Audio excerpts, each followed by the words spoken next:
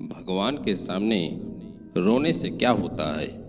नमस्कार दोस्तों, आज हम आपको भगवान के सामने रोने से क्या होता है इसके बारे में हमारे शास्त्रों में क्या लिखा है विस्तार से जानकारी देने का प्रयास कर रहे हैं। भगवान के सामने वही व्यक्ति रोता है जिसको भगवान पर पूरा विश्वास होता है, उसके साथ अच्छा होता है तब भी वह रोता है। खुशी के आंसू जिसे कहते हैं, और यदि वह बहुत ही दुखी होता है तो भी वह रोता है। वह हर स्थिति में भगवान को जरूर याद करता है। वह व्यक्ति जानता है कि भगवान देर कर सकते हैं पर एक दिन जरूर उसकी इच्छा को पूरी करेंगे। जो व्यक्ति भगवान के सामने रोता है उसका भाग बदल जाता है, उस पर भगवान की कृपा होने लगती है। उस व्यक्ति के साथ चाहे कुछ अच्छा ना भी हो तो भी उसका भगवान पर पूर्ण भरोसा होता है कि भगवान ही उसकी सहायता करेंगे। वह हर दुख में भगवान को याद करता है और सुख में भी भगवान को नहीं भूलता। उस व्यक्ति का मन पवित्र होने लगता है और उसके अंदर अध्यात्म का विकास होने लगता है और उसका मन भगवान की भक्ति में लगने लगता है। जब कोई भी व्यक्ति भगवान के सामने जाता है तो उसका दुख दर्द वह भगवान को बताता है। हमारे मन की हर एक बात भगवान जरूर जानते हैं क्योंकि वह अंतर्यामी हैं, उनसे कुछ भी नहीं छुपता। जब किसी व्यक्ति को भगवान के पास जाते ही रोना आता है तो उसे यदि मुसीबतों से जल्दी बाहर निकलना है तो उसे भागवत गीता पढ़ना शुरू कर देना चाहिए, क्योंकि जब कोई दुखी व्यक्ति भागवत गीता पढ़ता है तो उसे बहुत जल्दी भगवान सही राह दिखा देंगे। अगर कोई विधि पूर्वक भागवत गीता पढ़ता है तो उसके जीवन में अद्भुत चमत्कार शुरू होने लगता है। जिनकी आकृति अतिशय शांत है, वह जो धीर क्षीर गंभीर हैं, जो शांत स्वभाव के भुजग सैनम, जो शेष नाग की शैया पर शयन किए हुए हैं, विराजमान हैं, जिनके साथ हमेशा शेष नाग रहते हैं, पद्मनाभम, जिनकी नाभि में कमल है और नाभि कमल से ब्रह्मा जी की उत्पत्ति हुई है, सुरेशम, जो देवताओं के भी ईश्वर और उनकी भगवान शिव भी भक्ति करते हैं, विश्वाधारम, जो संपूर्ण जगत के आधार हैं, संपूर्ण विश्व जिनकी रचना है, संपूर्ण विश्व उनमें ही समाया हुआ है, गगन शस्त्रम, जो आकाश की सदृश सर्वत्र व्याप्त हैं, जो सभी जगह हैं, मेघ वर्ण,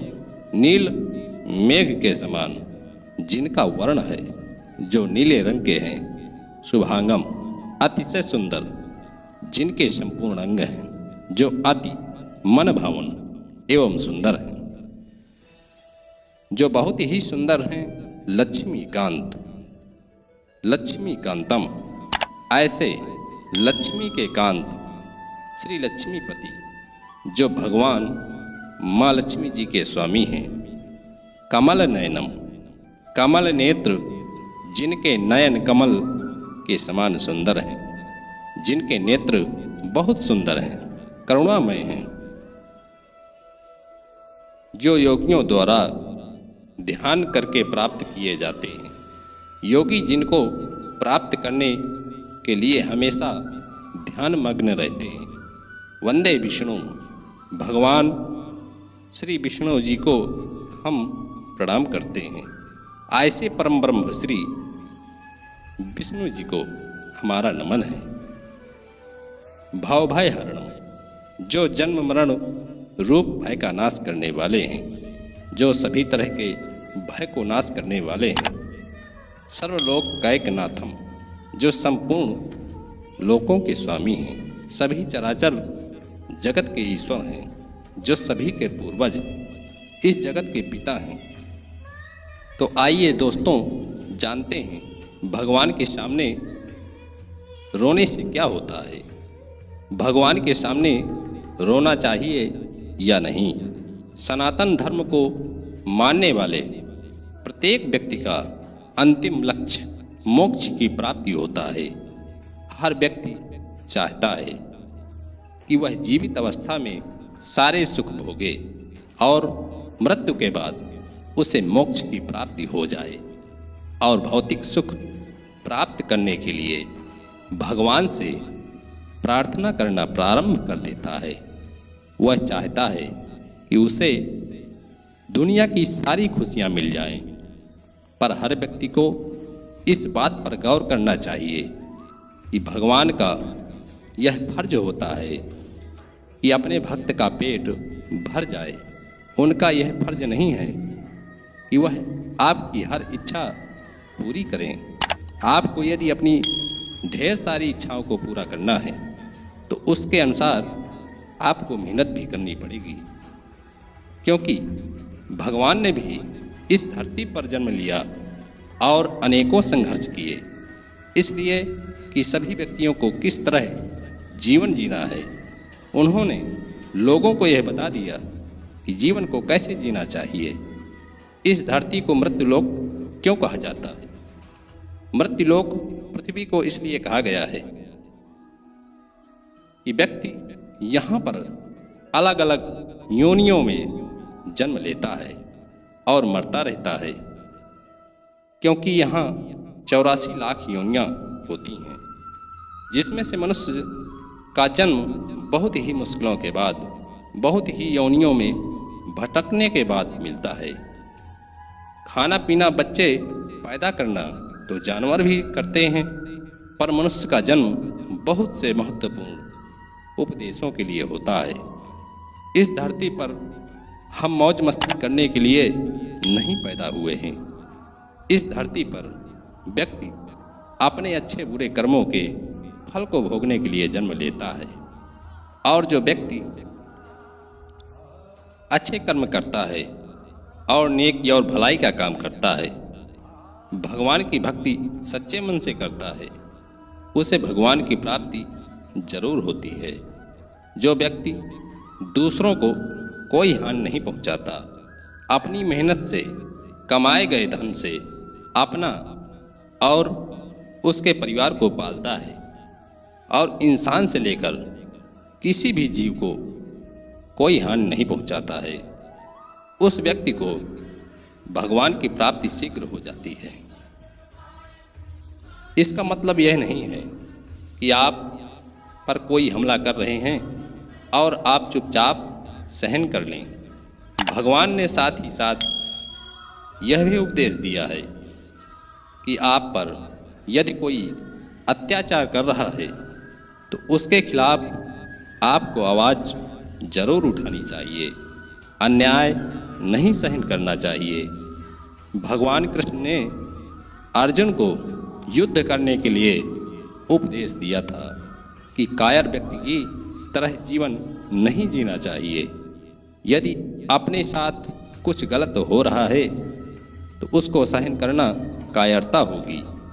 जो ईमानदारी पूर्ण जीवन जीता है, इस तरह के व्यक्ति पर भगवान की विशेष कृपा होने लगती है। बिना मांगे ही उसके सारे दुख कम होने लगते हैं।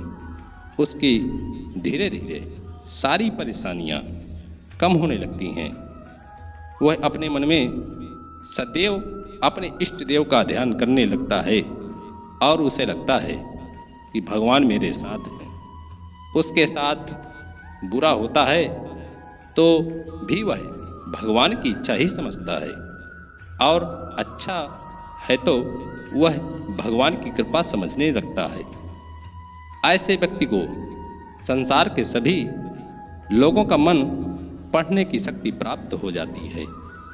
वह सही और गलत लोगों को आसानी से पहचान जाता है।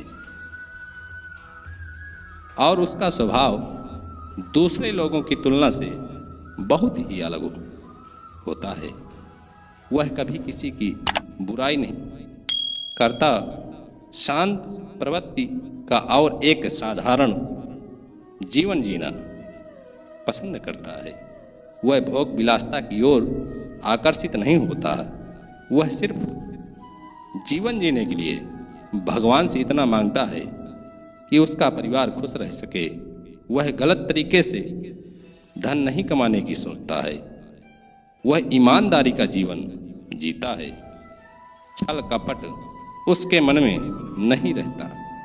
प्रत्येक व्यक्ति अपने इष्ट देव से प्रार्थना जरूर करता है, और जब वह भगवान के मंदिर में जाता है या फिर भगवान की भक्ति करता है तो उसके मन में बहुत से अच्छे बुरे विचार आते हैं, और वह अपने दुखों को याद करके अपने आंसुओं को रोक नहीं पाता है।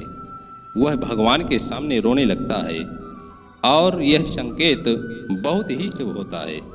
आप अपने दुख भगवान को बता रहे हैं, क्योंकि यदि अपने दुख दूसरे लोगों को बताएंगे तो वह आपकी सहायता करने के बदले में आपसे कुछ भी मांग सकता है, और आपको उसका जिंदगी भर एहसान मानना पड़ सकता है।